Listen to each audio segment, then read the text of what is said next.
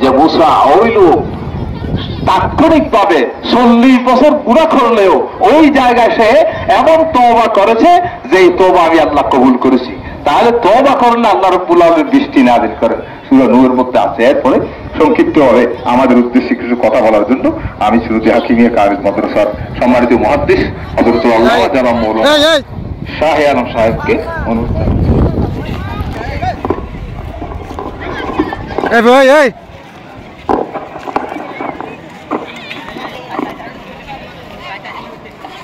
আসসালামু আলাইকুম ওয়া রাহমাতুল্লাহ।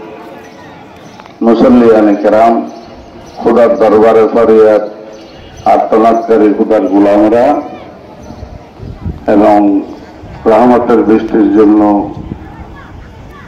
পিপাসার্থ খুদার বান্দারা, বিশেষ করে আজকে সালাতুল ইস্তিসকার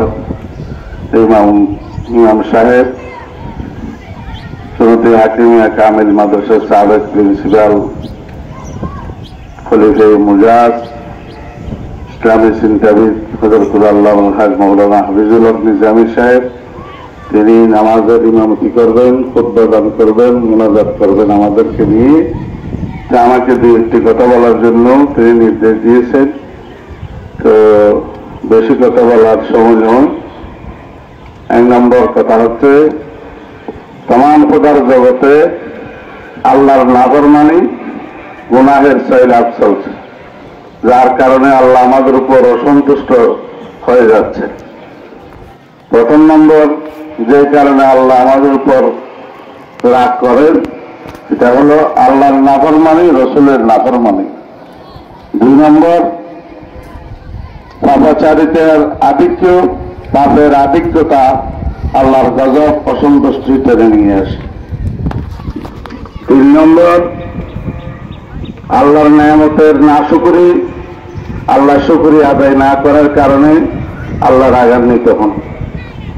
4 নম্বর পরিমাপ, মাপজোক এবং পরিমাপের ক্ষেত্রে কম বেশি করা, মানুষকে ঠকানো, মানুষের হক নষ্ট করা, জুলুম নির্যাতন, ওয়াদা ভঙ্গ, আল্লাহর বিধান থেকে বিরত থাকার কারণে আল্লাহ আমাদের উপর নারাজ হয়ে যাচ্ছেন।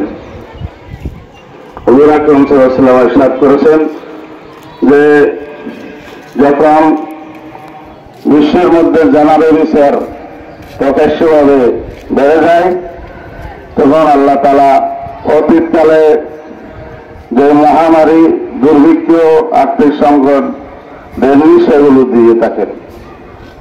মারযুগের মধ্যে যখন মানুষেরা কম করে তখন দুর্ভিক্ষ এবং আর্থিক সংকট, জালেম সরকারের জুলুম নির্যাতন বেড়ে যাবে।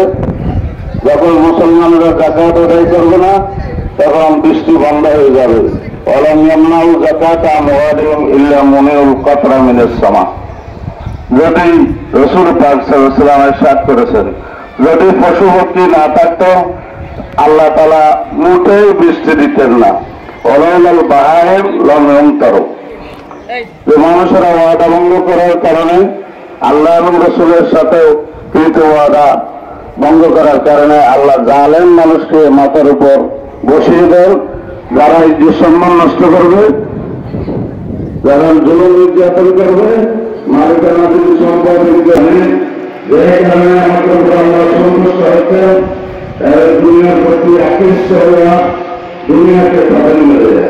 6 নম্বর অর্থ সম্পদের লোভে অতিরিক্ত বেড়ে যাওয়া, হয়ে সম্পদ অর্জন করা, ভিড় করা, মানুষের জরুরি হক নষ্ট করা। 7 নম্বরে সুবৃত্তি গ্রহণের জানাবেন সাহেবরা আল্লাহর অসন্তুষ্টি করতে আনছে। 8 নম্বরে